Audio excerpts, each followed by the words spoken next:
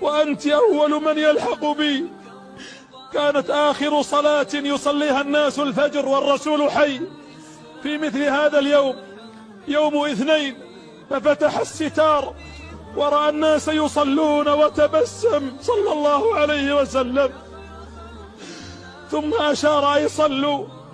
ولما طلعت الشمس وأشرقت فإذا بجبريل عند بابه.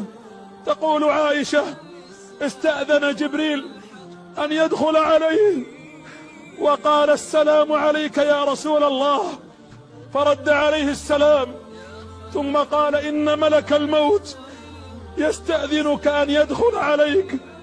يقول: فأذنت له. تقول عائشة: فعلمت أنه يخير.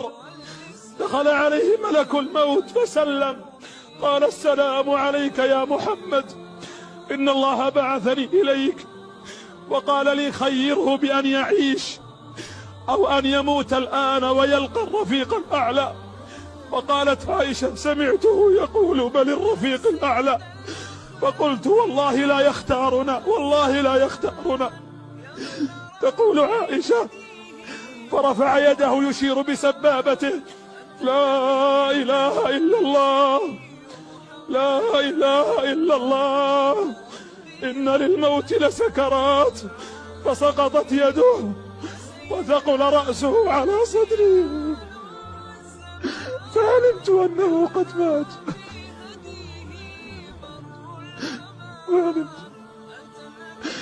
تقول: فقمت ففتحت الباب فصرخت في المسجد: مات رسول الله، مات رسول الله.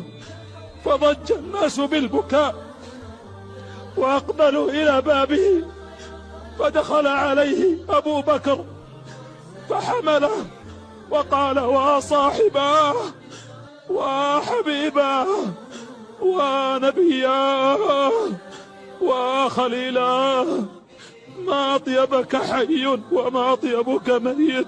وما محمد إلا رسول قد خلت من قبله الرسل، أفإن مات أو قتلا انقلبتم على أعقابكم، ومن ينقلب على عقبيه فلن يضر الله شيئا، وسيجزي الله الشاكرين.